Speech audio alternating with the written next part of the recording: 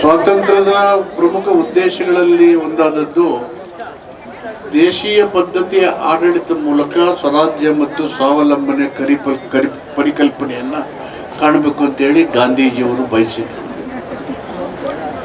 ದೇಶದ ಆರ್ಥಿಕ ವ್ಯವಸ್ಥೆಗಳನ್ನು ನಿಯಂತ್ರಣಗೊಳಿಸಲಿಕ್ಕೆ ಏಪ್ರಿಲ್ 1, 1930 ಇಸ್ವಿನಲ್ಲಿ ಬಾಬಾ ಸಾಹೇಬ್ ಅಂಬೇಡ್ಕರ್ ಅವರು ರಿಸರ್ವ್ ಬ್ಯಾಂಕ್ನ ಎಸ್ಟಾಬ್ಲಿಷ್ ಮಾಡಲಿಕ್ಕೆ ಅವರು ಪಡೆದಂಥ ಒಂದು PhD ಅವಾರ್ಡ್ ಅರ್ಥಶಾಸ್ತ್ರದಲ್ಲಿ ಅದರ ಆಧಾರದ ಮೇಲೆ ರಿಸರ್ವ್ ಬ್ಯಾಂಕು ಸ್ಥಾಪನೆ ಆಯಿತು. ಅದು ರುಪಿ ಆ್ಯಂಡ್ ಇಟ್ಸ್ ವ್ಯಾಲ್ಯೂ, ರೂಪಾಯಿ ಮತ್ತು ಅದರ ಮೌಲ್ಯದ ಬಗ್ಗೆ. ಕರೆಕ್ಟ್. 1930 ಏಪ್ರಿಲ್ 1 ನಾವು ಫೂಲ್ಸ್ ಡೇ ಅಂತೀವಿ, ಬಟ್ ರಿಯಲಿ ರಿಸರ್ವ್ ಬ್ಯಾಂಕು ಸ್ಥಾಪನೆ ಆದಂಥ ದಿನ ಅದು. ನಮ್ಮ ದೇಶದ ಆರ್ಥಿಕ ವ್ಯವಸ್ಥೆಯನ್ನು ನಿಯಂತ್ರಣ ಮಾಡಿ ಸುಧಾರಣೆ ಮಾಡಲಿಕ್ಕೆ ಆದಂಥದ್ದು. ಸೊ ಈ ಪ್ರಮುಖ ಉದ್ದೇಶಗಳು 76 ವರ್ಷಗಳಲ್ಲಿ ಪರಿಪೂರ್ಣವಾಗಿ ಜಾರಿ ಆಗಲಿಲ್ಲ. ಹೀಗಾಗಿ ಸ್ವಾತಂತ್ರ್ಯದ ಉದ್ದೇಶಗಳು ಮತ್ತು ಅದರ ಕನಸು ಸಂಪೂರ್ಣವಾಗಿ ನನಸಾಗಲಿಲ್ಲ. ಸಂವಿಧಾನದ ಆಶಯಗಳು ಕೂಡ 76 ವರ್ಷದ ಮುರುನು ಸಂಪೂರ್ಣವಾಗಿ ಈಡೇರಲಿಲ್ಲ. ಆದರೆ ಪ್ರಜಾಪ್ರಭುತ್ವ ಆಡಳಿತ ಮುಂದುವರಿತಾ ಇದೆ. ಮಧ್ಯೆ ಪ್ರಜಾಪ್ರಭುತ್ವಕ್ಕೆ ಮತ್ತು ಸಂವಿಧಾನಕ್ಕೆ ಧಕ್ಕೆ ಉಂಟು ಮಾಡುವಂಥ ಇದು ಎರಡು ವಿರೋಧ ಶಕ್ತಿಗಳು ಬಲವಾಗಿ ಧ್ವನಿ ಆಗ್ತಾ ಇದ್ದಾವೆ. ಸಂವಿಧಾನವನ್ನೇ ಮೂಲು ಗುಂಪು ಮಾಡಿ ಸರ್ವಾಧಿಕಾರಿ ಆಡಳಿತ ಮಾಡುವಂಥ ಪ್ರಯತ್ನಗಳು ನಡೀತಾ ಇರತಕ್ಕಂಥ ಸಂದರ್ಭದಲ್ಲಿ ರಾಜ್ಯದ ಮತ್ತು ದೇಶದಲ್ಲಿ ಚಳುವಳಿಗಳು ಪ್ರಜಾಪ್ರಭುತ್ವವನ್ನು ಮತ್ತು ಸಂವಿಧಾನವನ್ನು ರಕ್ಷಣೆ ಮಾಡ್ತಕ್ಕಂಥ ಪ್ರಮುಖವಾದಂಥ ಜಾಗೃತಿ ಮತ್ತು ಎಚ್ಚರಿಕೆ ಕೊಡುವ ಕಾರ್ಯಕ್ರಮಗಳಲ್ಲಿ ತೊಡಗಿಸ್ಕೊಂಡು ಯಶಸ್ವಿಯಾಗಿ ಒಂದು ರಾಷ್ಟ್ರೀಯ ಜವಾಬ್ದಾರಿಯನ್ನು ನಿರ್ವಹಣೆ ಮಾಡ್ತಾ ಬಂದಿದ್ದೀರಿ. ಅದಕ್ಕೆ ರೈತ ಸಂಘ, ದಲಿತ ಸಂಘ, ಹಿಂದುಳಿದ ಸಂಘಗಳು, ಮಹಿಳಾ ಸಂಘಗಳು, ಅಲ್ಪಸಂಖ್ಯಾತ ಎಲ್ಲ ಸಾಮಾಜಿಕ ಚಳುವಳಿಗಳಿಗೆ ನಾನು ಸಂವಿಧಾನ ರಕ್ಷಣೆ ಮತ್ತು ಪ್ರಜಾಪ್ರಭುತ್ವದ ಬಲವರ್ಧನೆಗೆ ನಿಮ್ಮ ಪ್ರಯತ್ನಗಳಿಗೆ ವೈಯಕ್ತಿಕವಾಗಿ ಅಭಿನಂದನೆಗಳನ್ನು ಸಲ್ಲಿಸಲಿಕ್ಕೆ ಬಯಸ್ತೇನೆ. ಇಂದು ಇವತ್ತಿನ ಕಾರ್ಯಕ್ರಮಕ್ಕೆ ಸೀಮಿತವಾಗಿ 2 ಪ್ರಮುಖವಾದಂಥ ನಿರ್ಣಯಗಳು.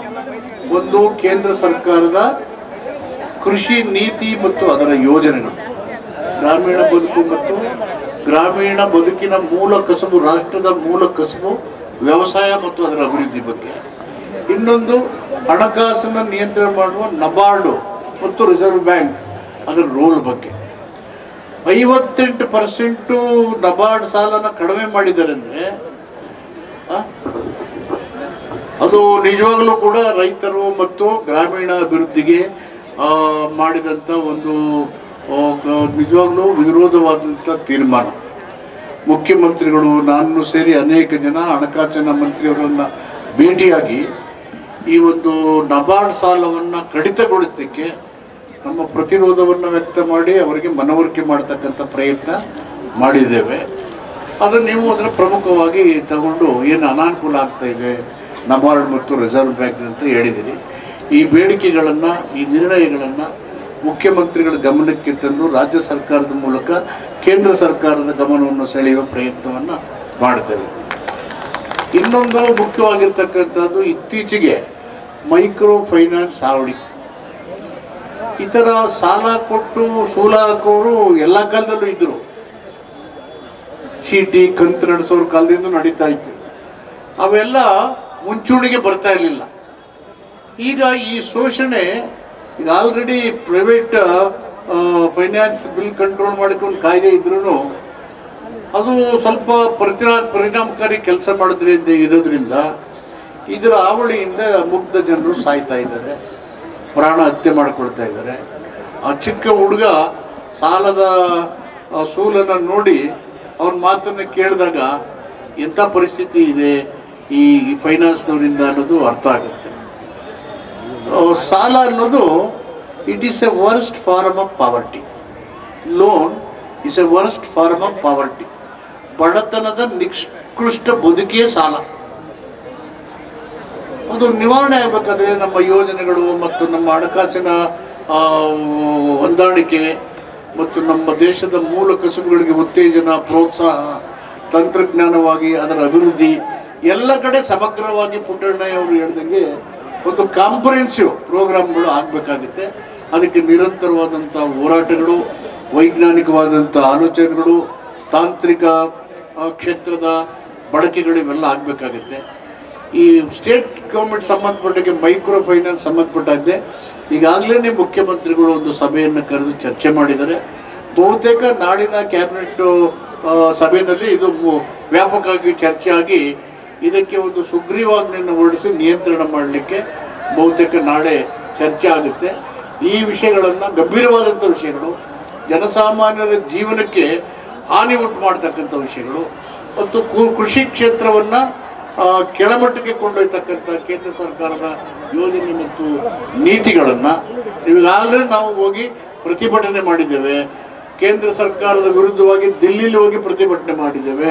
ಹಣಕಾಸಿನ ಮಂತ್ರಿಗಳ ಜೊತೆ ಚರ್ಚೆ ಮಾಡಿದ್ದೇವೆ. ನಾವೆಲ್ಲ ಮಂತ್ರಿಗಳು, ಶಾಸಕರು, ಮುಖ್ಯಮಂತ್ರಿಗಳನ್ನು ಕರ್ಕೊಂಡೋಗಿ ನಮ್ಮೆಲ್ಲ ಮಾತಾಡಿದ್ದಾರೆ. ಮತ್ತು ಇನ್ನೊಮ್ಮೆ ಈ ಎಲ್ಲ ನಿರ್ಣಯಗಳನ್ನು ಕೇಂದ್ರ ಸರ್ಕಾರಕ್ಕೆ ಹೇಳಬೇಕಾಗಿರ್ತಕ್ಕಂಥದ್ದು, ರಾಜ್ಯ ಸರ್ಕಾರ ತೆಗೆದುಕೊಂಡ ಮೈಕ್ರೋ ಫೈನಾನ್ಸ್ ಬಗ್ಗೆ ಸ್ಪಷ್ಟವಾದಂಥ ನಿಲುವನ್ನು ನಾಳೆ ಸಚಿವ ಸಂಪುಟದಲ್ಲಿ ಚರ್ಚೆ ಮಾಡ್ತೇವೆ. ನಿಮ್ಮ ನ್ಯಾಯಸಮ್ಮತವಾದಂಥ ಬೇಡಿಕೆಗಳಿಗೆ ಕರ್ನಾಟಕ ಸರ್ಕಾರ, ಸಿದ್ದರಾಮಯ್ಯವ್ರ ಸರ್ಕಾರ, ಸ್ವತಃ ಸಿದ್ದರಾಮಯ್ಯನವರು ರೈತ ಸಂಘದ ಪ್ರತಿನಿಧಿಯಾಗಿ ಅವರಿಗೆ ಇದರೆಲ್ಲ ಮನವರಿಕೆ ಇದೆ.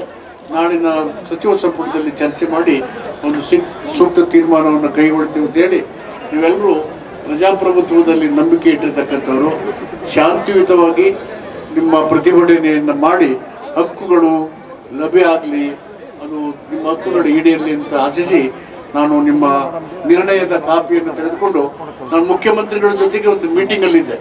ಮುಖ್ಯಮಂತ್ರಿ ಸಂದೇಶ ಬಂದ ಮೇಲೆ ಸ್ವತಃ ಮುಖ್ಯಮಂತ್ರಿಯವರ ಕರೆದು ನನಗೆ ನಾಗೇಂದ್ರ ಅವರ ನಾಯಕತ್ವದಲ್ಲಿ ರೈತ ಸಂಘ ಚಳವಳಿ ಆಗ್ತಾ ಇದೆ, ಅಲ್ಲಿ ಹೋಗಿ ಮನವಿಯನ್ನು ಸ್ವೀಕಾರ ಮಾಡುವಂತ ನನಗೆ ಸೂಚನೆ ಮಾಡಿದ್ರು. ಸೊ ಈ ಚಳಿನಲ್ಲೂ ನಾನು ನಿಮ್ಮ ಜೊತೆಯಲ್ಲಿ ಕೂತಿದ್ದೆ. ಚಳಿ ಅಲ್ವೇಗ,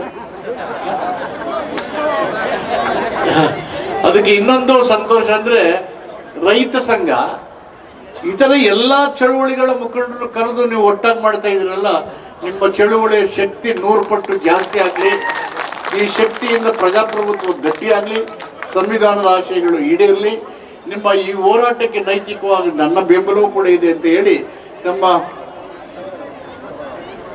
ಅದು ಈಗ ಪ್ರಭು ಈಗಾಗಲೇ ಡೆಲ್ಲಿಗೆ ಹೋಗಿ ಮಾತಾಡಿದ್ವಿ ನಾವು. ಆಲ್ರೆಡಿ ವಿ ಸ್ಪೋಕ್ ಅಬೌಟ್, ನೀವೇನು ಹೇಳಿದ್ರಿ ಈ ನಿರ್ಣಯಗಳು ಇದೆಲ್ಲವನ್ನು ಈಗಾಗಲೇ ಮುಖ್ಯಮಂತ್ರಿಗಳು ಸ್ವತಃ ಫೈನಾನ್ಸ್ ಮಿನಿಸ್ಟರ್ ಜೊತೆಗೆ ಮಾತಾಡಿದ್ದಾರೆ. ಮತ್ತೊಮ್ಮೆ ಇದನ್ನು ರೀಟ್ರೇಟ್ ಮಾಡಬೇಕು. ನಮ್ಮ ಶ್ರೀಧರ್ ಅವರು ತುಂಬ ಚೆನ್ನಾಗಿ ಅವರು ಹೇಳಿದ್ರು 3 ನಿರ್ಣಯಗಳ ಬಗ್ಗೆ, ಅವೆಲ್ಲವೂ ಕೂಡ ಮಹತ್ವವಾಗಿರ್ತಕ್ಕಂಥದ್ದೇ. ರೈತ, ನಾವು ಲಾಲ್ ಬಹದ್ದೂರ್ ಶಾಸ್ತ್ರಿ ಅವರು ಜೈ ಜವಾನ್ ಕಿಸಾನ್ ಅಂತ ಘೋಷಣೆ ಮಾಡಿದ್ರು ಇವು ಹಾಗಾಗಿ ಉಳ್ಕೊಂಡಿದ್ದಾವೆ. ಒಂದು ತಾರ್ಕಿಕ ಅಂತ ಆಗಬೇಕು, ಅದಕ್ಕೆ ಆಲೋಚನೆ ಮಾಡೋಣ ಮುಂದಿನ ದಿನಗಳಲ್ಲಿ ಅಂತ ಹೇಳಿ ನಿಮಗೆಲ್ಲ ಶುಭ ಕೋರಿ ಈ ನಿರ್ಣಯದ ವಿಷಯಗಳನ್ನು ಮುಖ್ಯಮಂತ್ರಿಗಳ ಗಮನಕ್ಕೆ ತಂದು ಮೈಕ್ರೋ ಫೈನಾನ್ಸ್ ಬಗ್ಗೆ ನಾಳೆ ಸಚಿವ ಸಂಪುಟದಲ್ಲಿ ಚರ್ಚೆ ಮಾಡ್ತೀವಿ ಅಂತ ಹೇಳಿ